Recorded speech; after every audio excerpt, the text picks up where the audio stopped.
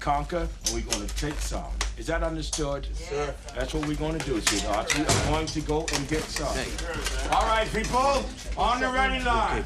Are you me? Yeah! Are you me? Yeah! What are you?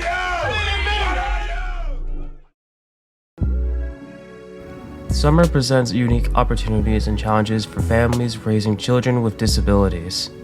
In EP Magazine's annual Summer Fun and Travel issue, we revisit some articles from recent years that address a variety of situations that parents might face during the summer. Sign up and read informative articles for free about autism and other disabilities at www.epmagazine.com. Monotony. It comes in all shapes and sizes. Dull, tedious, just plain boring. But what is this? A contender, perhaps? Something unboring by the looks of it. Jabs right at dull, an uppercut to tedium, something that keeps you on your toes, keeps your head on a swivel, a knockout punch to your old, boring workouts. Welcome to Fight Camp.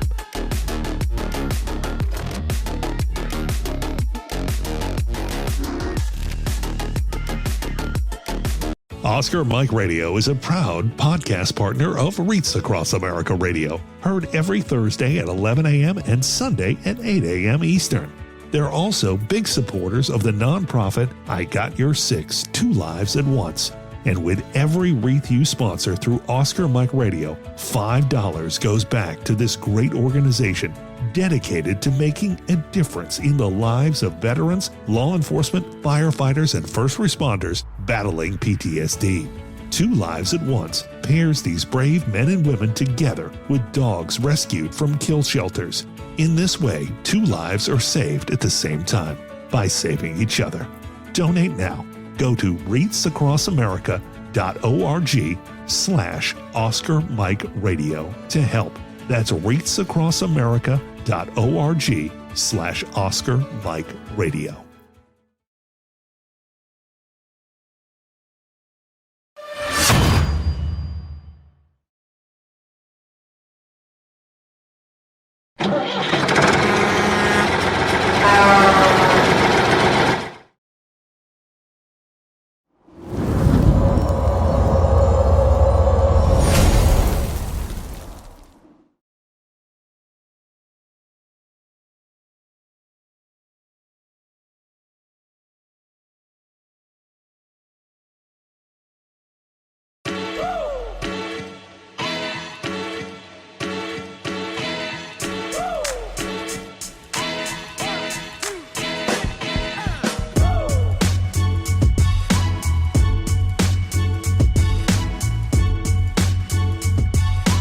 I remember a time when I was in a not so good place, and these games and these activities and being able to come and have the camaraderie that we have here, it makes me feel like I'm not alone. There are people here that have been through what I've been through. It makes me feel like I don't know, I'm part of something great.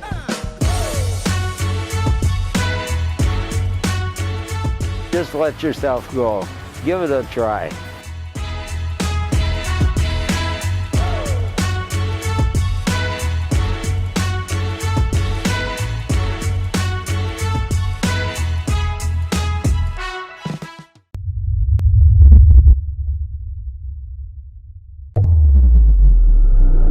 We're back here at the Elizabeth Dole Foundation, where Oscar Mike, Mission Flight, the Missiles in Air, and I love bonuses. And I'm sitting there, and one of the SDI team comes up and says, "Hey, you want to talk to Steve Schwab?" That's your name, right? That's my name. Okay, yeah. I'm like, wait a minute, Steve Schwab. Who's that? Who's that? Oh my God, yes. So I'm sitting there, all my stuff's packed up, ready to go. I'm getting ready to head back to Boston here in a couple hours. And they're like, "Hey, if you want, you can talk to the CEO of the Elizabeth Dole Foundation." I was like, yes. So here we are in the green room on mission with you, sir. And what an amazing event this is. Oh, thank you so much. One of the things with Oscar Mike Radio is I realize is how much I don't know. Yeah. And I know that VA caregiving is kind of out there, and there's always this, the caregiver's like, hey, I need help. And the VA's like, well, no, you don't. Or if you do, you got to fill out, an encyclopedia full of information. But I really didn't internalize, like I'd heard of the Elizabeth Dole Foundation. I knew what it did, but I didn't know it did to this degree. So this has been a real, like the last month, has been like a real like fire hose of information coming in. And you have all these amazing fellows. You have these caregiving programs. But how do you, in a crowded nonprofit arena, guide the ship to keep on mission while supporting the people who are doing the mission? Yeah, well, thank you for that question. And I think what makes us distinct is that, and you talked about it, there's a huge ecosystem in the military and veteran space, and there's some 10, 15, 16,000 organizations trying to support veterans and their families. There are very few supporting hidden heroes in a dedicated way. And so our distinction is the fact that we support the population that science says is the number one contributor to the health, wellness, and recovery of veterans. It's no clearer than that.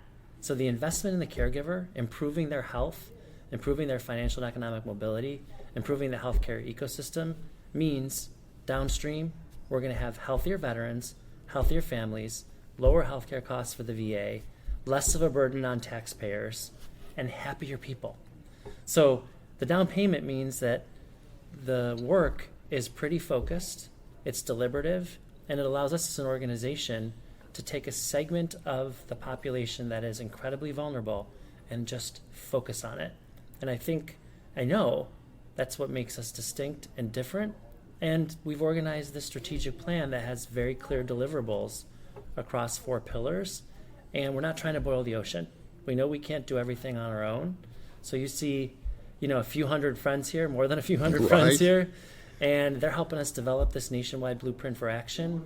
So our plan says what we're going to do. Gives us objectives, it gives us measurements, it gives us clear goals.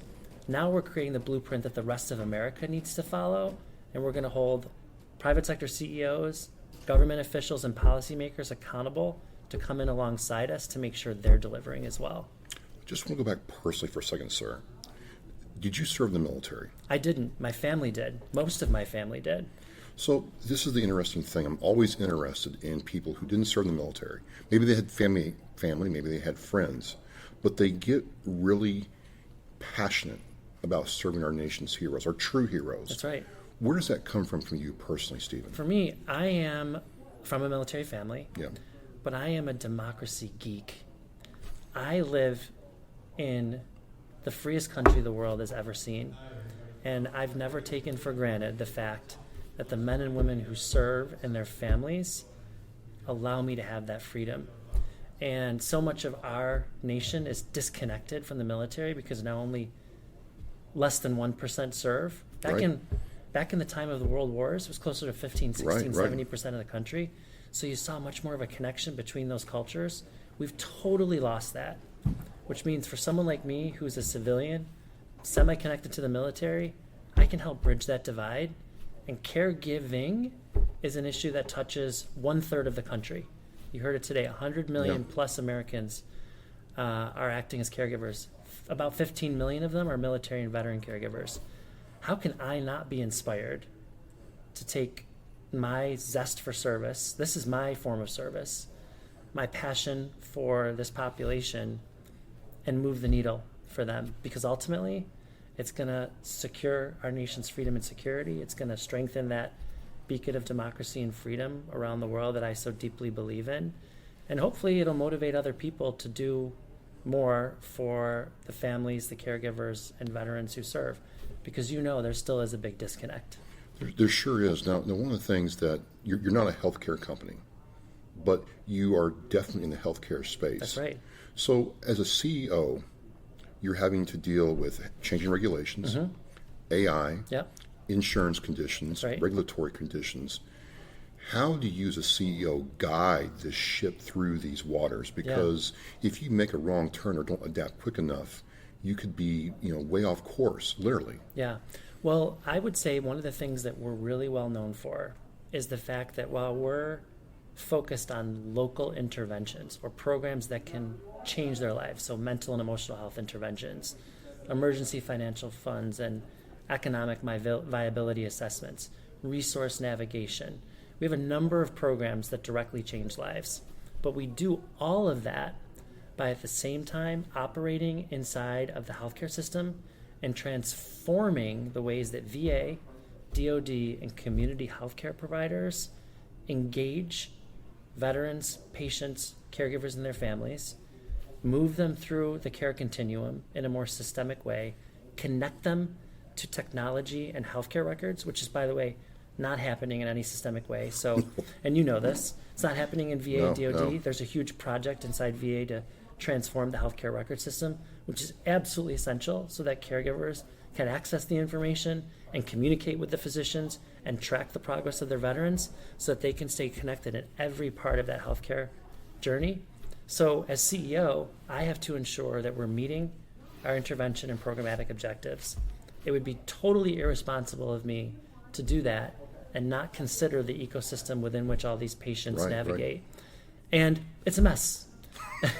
To say at least, not every part of it's a mess. And we've got great partners at the VA and DoD. And you mentioned that the VA is a pioneer in caregiving. They are. Yeah. And there's a lot we can learn about what the VA does in caregiving. And frankly, they do more. And I'd like to say it's probably because we've been at this for over a decade and have been advocating for this population. But the rest of the country needs to follow. DoD needs to follow. Community care providers, where roughly 60% of the veteran population receive their care because that's how many are outside the VA system. They all need to follow. So someone said to me earlier, just wait until your work is done. And I said, my work will never be done. A third of this country is engaged in caregiving now, 15 million military and veteran families. We're in this sort of sandwich generation where we have folks who are caring for younger and older Americans. That's going to continue. Intergenerational caregiving is going to become the norm, such that we hope someday when you're talking to your kids about going to college and finding a job, the conversation doesn't stop there. The third part of it is, what are they going to need to do to care for themselves, for their families, and for you, their parents and loved ones? We need to create a new dynamic inside this country and inside families where caregiving becomes what we're teaching younger generations that they're going to inherit. And a lot of countries around the world are doing that or not. I want to talk about data. One of the things when I started really learning about the Elizabeth Dole Foundation and what you all do is the RAND report, the first one that came out. Mm-hmm. And now 10 years later, it's like RAND 2, for lack of a better term. Yep. And I'm thinking to myself, that's a very intentful strategy to use that kind of data and create that kind of, qualitative and quantitative research to guide what you do. What's been your involvement? How's that focus what you all are doing? Yeah, well, we're based in Washington, D.C. Some people call it the swamp. And it's called the swamp for a lot of reasons. Because you can get stuck in the mud and nothing gets done. True. So to unstick from the mud, you've got to have headlines. And so when we started, Elizabeth Dole said, nobody knows anything about this population. There aren't any numbers. We can't talk about how big it is. And frankly, we didn't know how big it was. So her 45 years of public service said, we need a big, fancy, trusted study. And nobody does research in a gold standard way better than RAND. And we captured the attention of Capitol Hill. And we stood alongside the Obamas in a bipartisan moment with Elizabeth Dole and Michelle Obama in 2014 and said, this nation is in a crisis. We didn't know at the time that our first study had undercounted the population. Undercounted, really? Yeah, about 5.5 million was the headline out of that first study. Right, okay. But because we went to field with a survey that said, hey, Travis, are you a caregiver? A lot of folks said, oh, I'm a spouse, I'm a friend, I'm a sibling. I might be caregiving, but I don't identify as a caregiver. As the primary caregiver. As the primary caregiver. Okay. We learned a lot over the last decade. We've got a lot under our belt now. So RAND 2, we threw that formula out, and we said, instead of asking people at the outset, are you a caregiver, we're asking them, are you doing the following things? Oh, okay. And we're beginning to do that in all parts of the conversation. You heard us talk a lot about that in the conference today. Rather than throwing that word at people, it's how do we get folks to identify with the tasks they've undertaken, so administering you medications. List the task and then measure against the task? Yeah, we measure against the task. Okay. So this study went out and said to in the field of research that we did, it asked folks, are you administering medications? Are you preventing emotional episodes? Are you providing transportation? Are you arranging for appointments? Are you bathing and feeding and dressing your loved ones? And then they answer a few of those, and all of a sudden, did you know you're a caregiver? So a lot of folks have more data points about what actually the care looks like. Absolutely. So we got a lot of data around the diversity of the caregiver experience. We know a lot more about the fact that so many more caregivers are serving as remote caregivers in a day and age where folks are living cross-state or cross-country and providing caregiver support. So the numbers are a lot larger. We have national partners like AARP and the federal government who were absolutely blown away when they saw that headline of 100 million caregivers and a third of this country engaged in caregiving. And that's, by the way, why we're starting to break through and we're starting to see conferences and companies and brands around the world say, we got to start talking about, not just talking, we got to start doing for this population. Last couple of questions. Yeah. You have the data now, RAND 2. Yep. You have this 10th annual conference going on. You have massive support. What's the future look like for the organization and the veterans and caregivers you're trying to serve? Yeah. Well, we like to say we're the canaries in the coal mine. Okay. And the reason we say that is because we are essentially a laboratory of caregiving, which means the work that we're doing for the roughly 15 million caregivers in the MilVet segment, if we get that right, that's the crystal ball to supporting 100 million Americans. It's how we think about transforming the healthcare system for civilians, not just in this country, but around the world, which is why we've gotten so much attention from countries like Canada and the UK and Australia and parts of Asia who are paying attention to what we're doing. So the focus right now is to get those laboratory programs, they're not experiments, these are programs, on these families, ensure that we're meeting our goals and measurements, they're improving their health outcomes, improving the strength of their families, improving the strength of kids, because so many kids, 5, 6, 7, up to 18, 19, 20, 21 are serving as caregivers. We get that right, and then we scale. So we've got pilot programs that are coming up in places like Texas and Florida and other states where we see dense populations. And once we hit those milestones that we want to hit, we take those programs national, and we start to work alongside other community providers to spread this out state by state. I like to say we're turning a mission into a movement, and frankly, some people in my field move too far, too fast. And as CEO, I wanted to be and want to continue to be methodical about the way that we do this, purposeful, focus on these 4 areas, start small, scale, bring people into the fold like we're doing in this convening, find partners who can actually make a difference, and then grow this thing. Fantastic. Last question.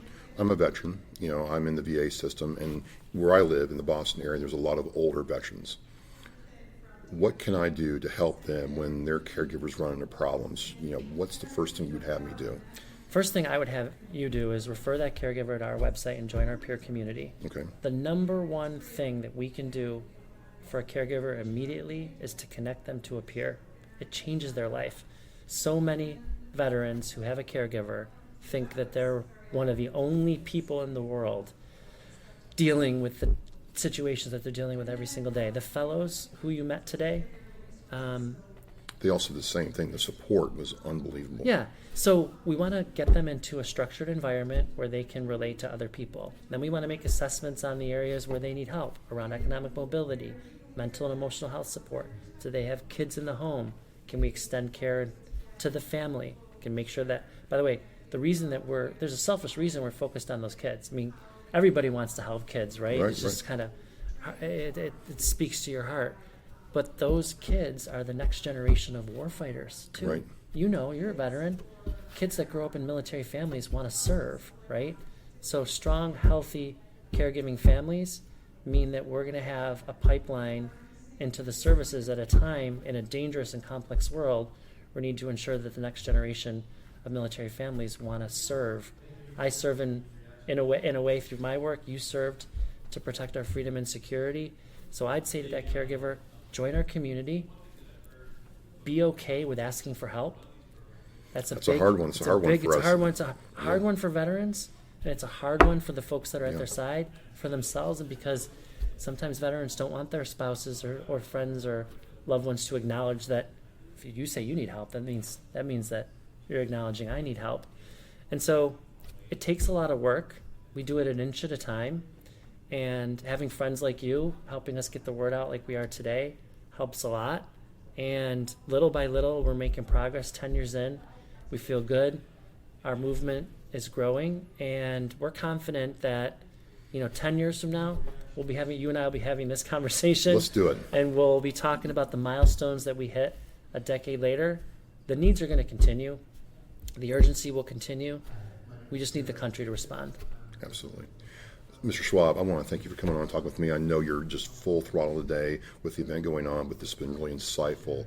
I've enjoyed talking with the fellows and meeting the team from the EDF and how you all do business here. And I just think our veterans are in a really good place. Thank you. Well, we appreciate the work that you do and the way that you help us get the word out to the audience that listens. Absolutely. Hey, I'm Trust Oscar Mike Radio. I'm with Mr. Stephen Schwab from the Elizabeth Dole Foundation. He is on to his next thing. I don't even know what it is, but he is very, very busy. Thank you again for Mission in Flight. Thank you so much. Absolutely. You are so fun to talk to. And I've heard so many great things about you, by the way. Oh, appreciate it. Yeah, I really have. And I'm an avid listener to Oscar Mike Radio. Well, thank you very much. It's been, I'm going into my 9th year. There's a good story behind it. Maybe one day we'll talk about it. Yeah, I'd love to do that. Getting to come down here and see this in Ashland has just been like the highlight of my year. Just so many wonderful stories and people who, like talking to Michael Corman, talking to Heidi, talking to Joseph. And you're right, the instant they say, I connected, their life got better. Totally. It's getting them over that hump. Right. The minute they reached out and connected with somebody from Elizabeth Dole Foundation, life got better. And I want to really, hammer that point home. So. Yeah. Thank you very much. Well, next time you're in UCC, let's get lunch. Will do. Learn more about what you're doing. Yes, sir. Okay. The biggest fear Gold Star families have that their child will be forgotten. We need to never forget freedom wasn't free. It's the fact that they give us the life we have now. We should remember them and give thanks to them. If I can be a part of something today that's going to make the surviving family of any of these veterans, these heroes, feel better tomorrow, then it's worth it. That one wreath symbolizes one family that was able to smile because of the generous donations. To sponsor a wreath and honor a veteran, visit wreathsacrossamerica.org. Thank you for listening and watching Oscar Mike Radio, where our active duty service members and veterans are in action and the mission is in flight. Oscar Mike Radio is an oversized load Co-Sinista One production. If you are a veteran or know a veteran who needs help, please dial 988 and press 1 for the Veterans Crisis Line.